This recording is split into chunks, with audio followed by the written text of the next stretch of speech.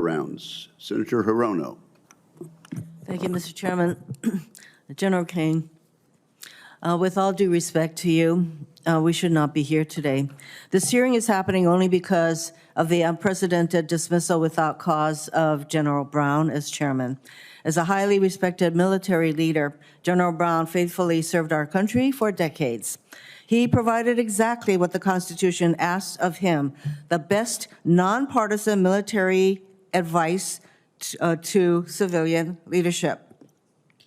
However, for an administration that is claiming to be the most, quote, transparent in history, end quote, no reasonable justification has been provided for General Brown's termination. Instead, General Brown's dismissal reveals, once again, President Trump's intention to install yes men and women with fealty to him and not to the Constitution or the American people. Now, General King, you said you will always speak truth to power in your responses to advanced questions. And you indicated that you would provide independent advice. But let me just mention what happens to people who stand up to President Trump. General Milley, who was a former chair of Joint Chiefs, stood up to President Trump. And here's what happened to him. President Trump took away his security detail, his security clearance. He even took down his portrait in the Pentagon. That's not all. General Milley is now under investigation by the department's Inspector General to see if he will be able to retire as a four-star general. It's always a challenge to stand up to this president. Let me just start with the two initial questions, and I'll get to some of the questions that have to do with your fitness to serve. I ask these questions of all nominees on any of the committees on which I sit. Since you became a legal adult, have you ever made unwanted requests for sexual favors or committed any verbal or physical harassment or assault of a sexual nature? I have not, Senator. Have you ever faced discipline or entered into a settlement relating to this kind of conduct? I have not, Senator. General, you've been asked a number of questions regarding what the president attributed to you. That is how it's been reported, that you wore a MAGA hat. You testified you did not. If you did wear a MAGA hat, would that constitute partisan political activity by a uniformed officer? Senator, I did not wear any political merchandise. If you wore such a hat, would that constitute partisan political activity by a uniformed officer, yes or no? I think it probably would, yes, Senator. Thank you.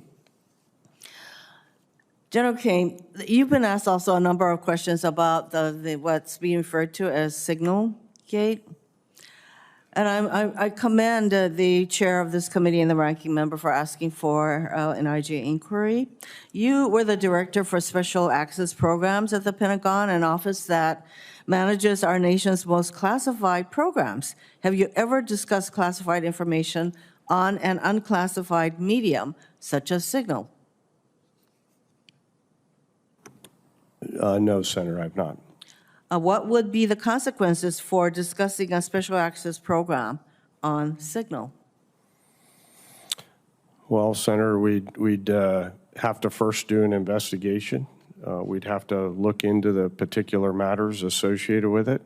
We'd have to consult with counsel to determine what the way forward was, and then ultimately turn it over to the leadership in the department. And you wouldn't just let this matter drop, which is basically what this administration wants to do. Well, Senator, I think that it's a little bit of a hypothetical situation asking me about what would happen if a SAP was dropped into Signal. It's really not a hypothetical. It is what is confronting this administration and what's happening.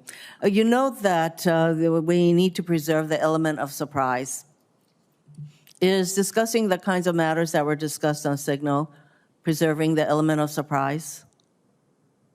Well, Senator, I don't want to, given the fact that the chairman and ranking member have been asked for an investigation, I don't want to comment on the particulars. I do want to stay at the strategic altitude and say that we should always preserve the element of surprise.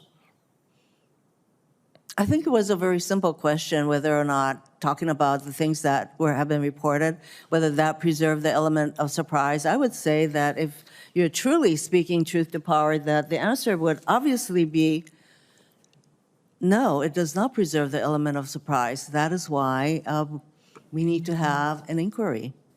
Thank you, Mr. Chairman. Thank you, Senator